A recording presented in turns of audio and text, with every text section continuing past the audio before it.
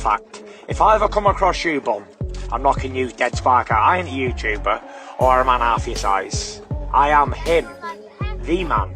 You're a classless loser. I broke Jake's jaw. His teeth look a bit removed as well. Yeah, his teeth have come out of place. But credit to him, he done well. But I told him what was going to happen. I wish that I could have knocked him out at the start. But as we saw tonight, Jake has spirit. After Anthony Joshua secured a dominant 6th-round knockout over Jake Paul, longtime rival Tyson Fury made his feelings clear. Famous for his sharp remarks and strong opinions, Fury reacted to the result not just by acknowledging Joshua's victory, but by reigniting the ongoing tension between the two British heavyweights. He reminded fans that while AJ took care of business in the ring, the bigger question still remains unanswered. When will Fury finally step in to resolve their long-awaited clash? Tyson Fury is as serious as he thinks he is, and he wants to put down his Twitter fingers and put on some gloves and come and fight one of the realest fighters out there that will take on any challenge. Step in the ring with me next if you're a real bad boy. Don't do all that talking, AJ this, AJ that. Let's see. Joshua's victory streamed to millions of viewers worldwide on Netflix, and dominating sports headlines, marked a significant return to form for the former two-time heavyweight champion after a 15-month absence. However, while the result served as a strong statement from Joshua, Tyson Fury's swift reactions both before and after the fight highlighted the growing tension between the two British heavyweights, tension that now appears poised to carry into 2026. Going on, there's nothing's been signed yet, but Tyson, you know, he's indicated that if it's the right deal, he'll definitely do it. So I think it's going in the right, I hope, as I just said, going in the right direction, and hopefully we'll get some news pretty soon as to, you know, what's going to happen. He's been very good. He's been working very hard the last few months. He's had a lot of projects, including his Netflix series, Meet the Furies, the second series of that. He's got a documentary he's also filming. He's doing a lot of PAs as well, so he's been very, very busy. He's enjoying himself, but he's been in the ring full time. In the gym full time, training very hard, and he's in great nick. He looks well, and you know, I'm sure, and he said on many times himself, he would like to come back and fight again. And 2026, I believe, provided the deal's right, I think you'll see him back in the ring again. If this fight happens, which I believe it will, if it does happen, it will be sometime in late summer. So Tyson, that's another sort of what's at the moment, it's another 7 months away. So he'll certainly have a fight in between, I think, if he comes back. The fans have been asking for this, and everybody's been talking about it for years and years and years. It's better, if it's going to happen now, than rather these guys come back and talk about doing it in 5 or 6 years' time. You know, it's a fight that, you know, anybody who I talk to about boxing, that's the one thing they always mention. When are these two getting it on? Are they ever going to get it on? We never got to see it, etc., etc. You know, it will happen. I think it will happen, and I think when it does happen, I think it's... Ring Magazine wrote, Fury versus Joshua is now closer than ever. Anthony Joshua's victory over Jake Paul has placed him on a direct path toward Tyson Fury. The rivalry between Anthony Joshua and Tyson Fury has grown into one of the most widely discussed storylines in modern heavyweight boxing. For years, fans have been calling for the two British stars to finally meet, with promoters labeling it the biggest fight in the sport, one that needs to happen to resolve the long-running debate over who truly deserves heavyweight supremacy. Fury? I'm not gonna disrespect Fury, Gareth. I want to fight him though, Jack. We want to see you fight him so much. Exactly. I think I deserve it, the fans deserve it, you deserve it. It's such a shame that the guy decided to retire. He should grow a backbone. You win some, you lose some. Do you beat him? Yeah, definitely. All day long, yeah? 100%. So do you know what day it is today? Saturday morning. What comes after Saturday? Sunday. For many voices within the boxing community were left unimpressed by how the Anthony Joshua versus Jake Paul fight played out. Despite Joshua securing a 6th-round knockout, critics felt the bout never truly came across as a competitive contest. Paul spent much of the early rounds moving around the ring, clinching, and avoiding real exchanges instead of engaging in traditional boxing action.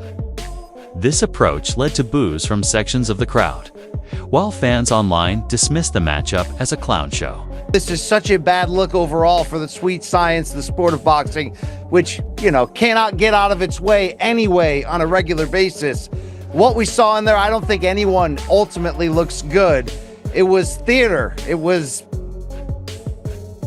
sloppy. It was gross. It was unnecessary.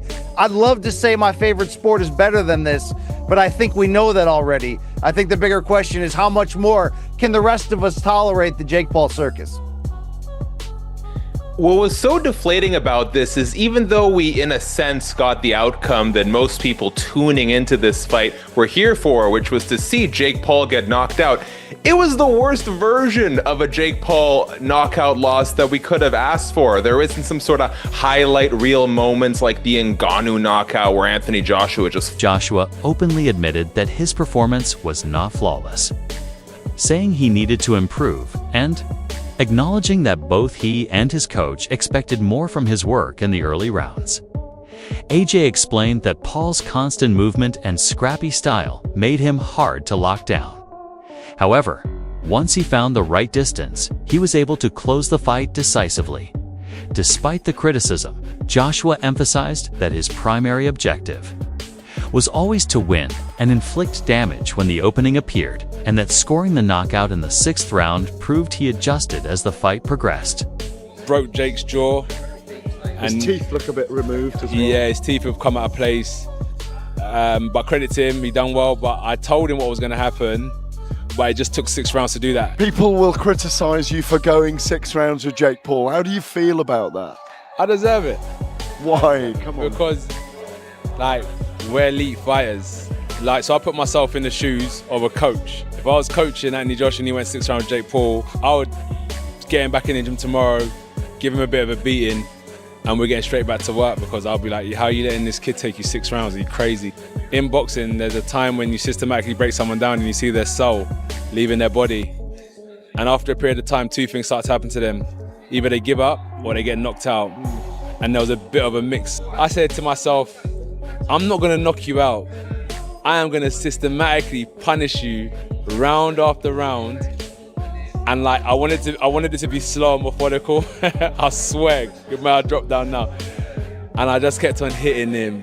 Sorry, go. Right, you hit me as much I hit you for everyone in England. I was hitting him. I kept on hitting him, and I could see I had that mentality where I was like, remember in the press conference I said he's Iverson and I'm Jordan, and I was like, I'm gonna just keep breaking him down because he was elusive. Michael Bisping did not describe the fight as a classic from a traditional boxing perspective. His comments focused more on the clear mismatch and concerns about the level of competition rather than praising the overall quality of the bout. The former UFC champion turned analyst openly questioned whether Jake Paul would even want to return to the boxing ring after facing someone as experienced as Anthony Joshua, pointing to the heavy physical and mental toll such a matchup can take on a fighter with far fewer professional rounds. Instead of criticizing whether Joshua looked sloppy, Bisping warned against downplaying how dangerous boxing becomes when mismatches happen.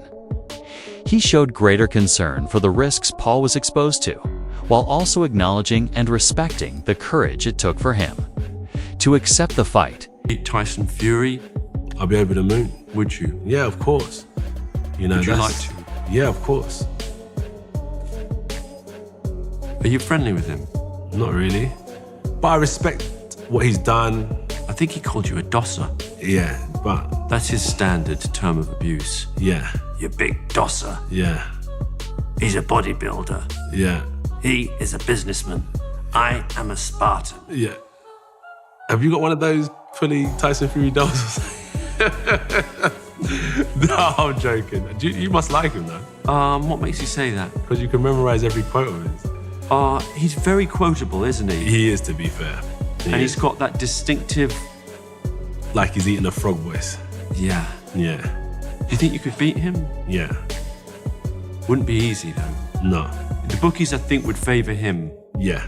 Do you agree? Yeah. Did this fight fall short of expectations? Share your thoughts in the comments. Below,